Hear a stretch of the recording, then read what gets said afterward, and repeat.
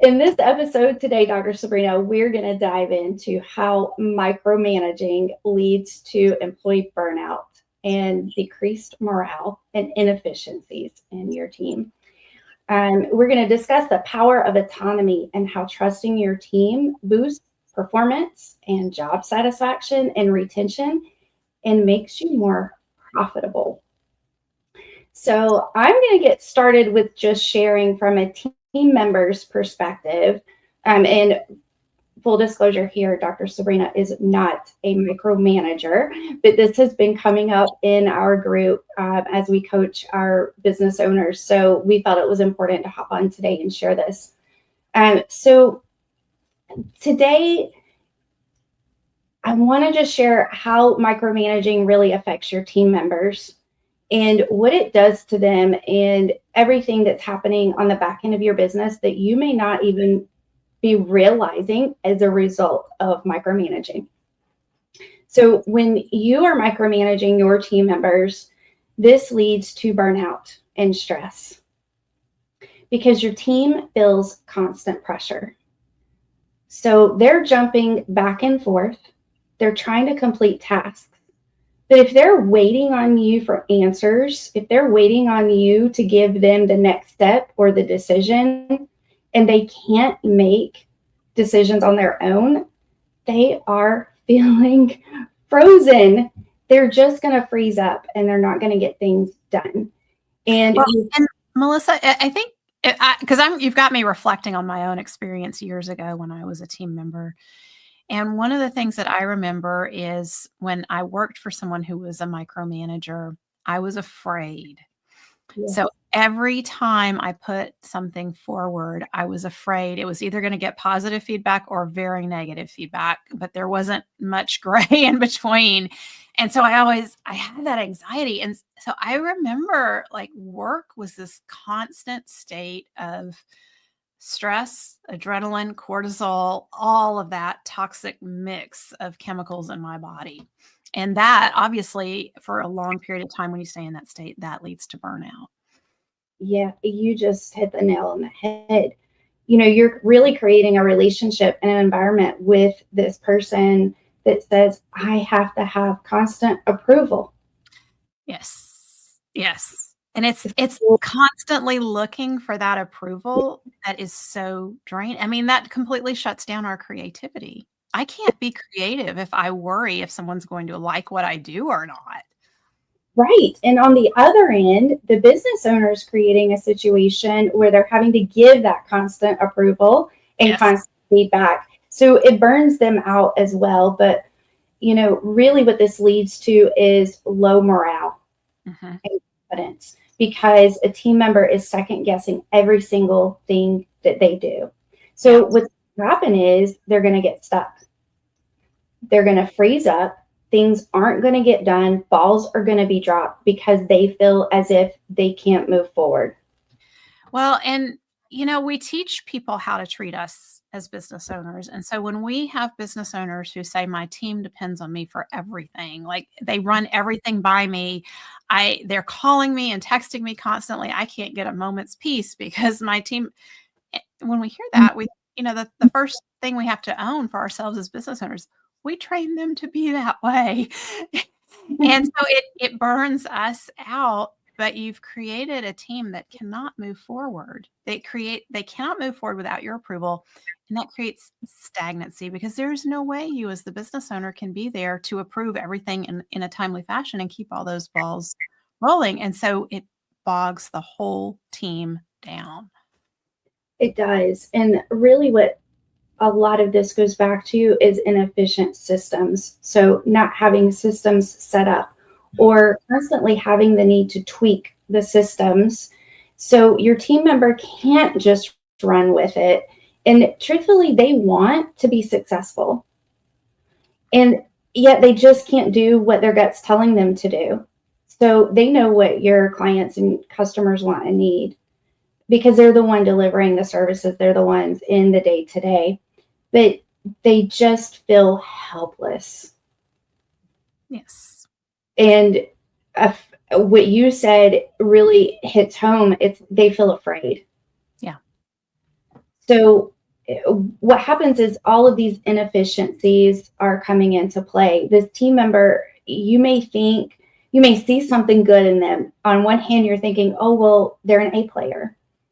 And then on the other hand, you're losing hope in them because you have highs and then you have lows. Well, they're showing up today, but yesterday they didn't show up. And this creates constant confusion for both of you. But the truth is, it's a lack of system and it's time being wasted because that team member is going back and forth for your approval and changing things that are maybe already in place. So what your team member could be doing is spend time on moving the needle forward on things that are most important and just trusting you and letting go. Mm-hmm. So, all right, Dr. Sabrina, tell our business owners how to stop it. Okay. So the way to stop this, to stop being a micromanager, is to first understand that the majority of what you're doing as the business owner can be competently handled by others.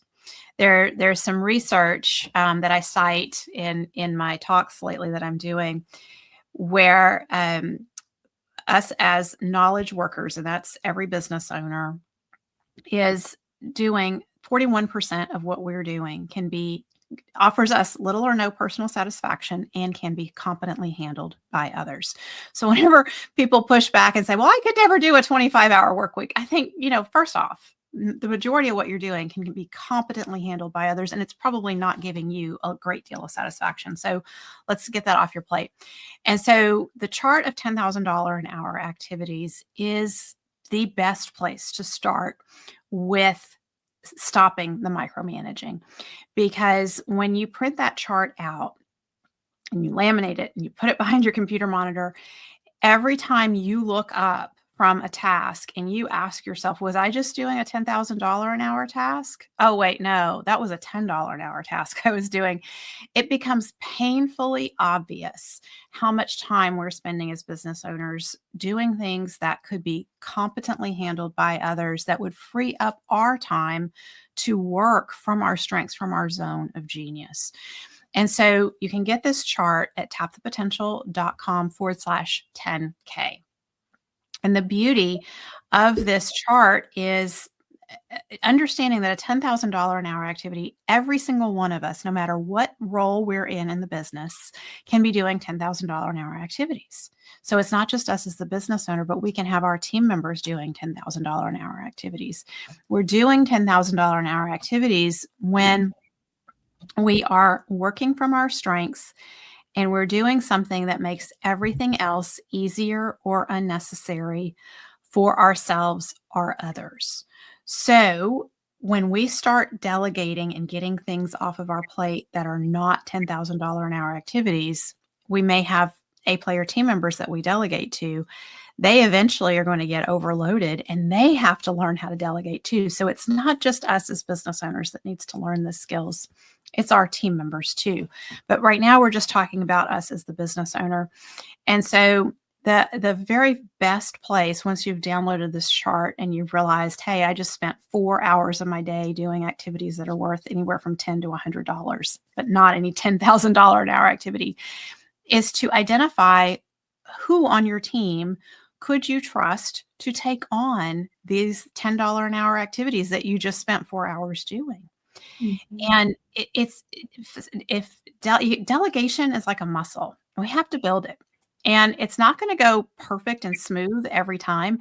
One of the easiest things for business owners to delegate is their calendaring, or having someone check their email and, sort their email and send them only what they need to look at. And a lot of times business owners have a lot of trepidation around that, because it's a sense of, what if they get it wrong? What if they miss something important that I needed to see? And you just have to try it out. And so if you have an A player that you're delegating to, and they want to do better, so that intrinsic motivation is there, whatever mistakes happen, those are learning opportunities. So when I first delegated, and Melissa came in to Tap the Potential as my executive assistant, and I built my delegation muscle with her in having an EA. And because I'd never had an EA before, and I never had somebody who was sorting my email like that. And so she and I had to figure this out. And there were times that she sent things through and I was like, Melissa, I don't really need to see that. So I would send her a message back. That's just a learning opportunity. And it helped us hone and refine that system. So we start with the, the simple things to get those off our plate. And then it's noticing how it feels. I think that is the key, is notice how it feels when you're no longer having to do that task. So when suddenly I've spent, 8 hours a week in my email, and now I'm down to 1 hour a week. Oh my gosh, I just had 7 hours of my time freed up. Mm. Notice what that feels like. It's addictive. It really is. It's like a drug. It's like, oh my gosh, wow. Okay, what else can I delegate? What's next? And then we build our muscle, and it's by having success with those initial tasks that we delegate, and our team members having success as they take those tasks on. And I think for a business owner, the best thing is when our team members are excited when we delegate. We always think, I'm dumping this on them and they're not going to enjoy this because I don't enjoy it. It's not. That's not how it's perceived by them. It's perceived as, oh, they trust me to take on and do this thing for them that they don't enjoy doing. And now I get to create ease and convenience for them. And so there's this sense of personal satisfaction of, I'm helping. And when they buy into your vision and understand that when your time gets freed up in that way, you get to focus on some $10,000 an hour activity, they feel a sense of tremendous pride because they've taken work off of you so that you can help the business grow further. And obviously, Melissa no longer checks my email. We've since delegated that. She's moved up, but that's how this whole process works. And it's tuning in. The key is tuning into how good does it feel when you are delegating and you're delegating successfully. So it doesn't mean, and by the way, delegating successfully doesn't mean that it was executed perfectly the first time. It means that you're getting the result that you were looking for, and it's happening 80 to 90% of the time. That's great delegation. Oh, I have experienced the transformation of being one not to delegate to completely turning that around. Now, Caitlin on our team says I'm a delegating ninja, so I'm delegating professionally and personally with her, and it's really funny. But also when you're delegating things to your team members, so your team members are really owning and in charge of anyway, you're giving them ownership. They are experiencing that sense of pride, but you're also making their job easier. So you're really reducing the friction for the things that they need to show up for. What actually spun off this episode was, I'm glad you brought up the EA role, because what spun this episode was one of our clients who has been procrastinating for almost a year delegating to his EA, and he brought the EA on. She's checking his emails. She's doing a great job at it, and she's taking a lot of initiative. And the next step is to have her answer all of the business phone calls. And I love what you shared, and this message is going out to him loud and clear. And that is, it's not going to be perfect the first time. Just get started and trust the learning opportunities. So, and many of our business owners are still checking their email, writing their own email, sending out their own newsletters, doing things that's really not moving the business forward, especially when they already have team members that can do that. So give a gold nugget to those business owners listening right now. So you've already shared how amazing you're going to feel when this is off of your plate. So just share a gold nugget and a next step to those business owners. So to really understand that you are one small step away from taking 20 hours or more off of your work week by building your delegation muscle. So the first small step is to identify what $10 an hour task have you spent time on today, and then look at who you can delegate that to and just start that process. Because if you continue to delegate forward, you will become that delegating ninja.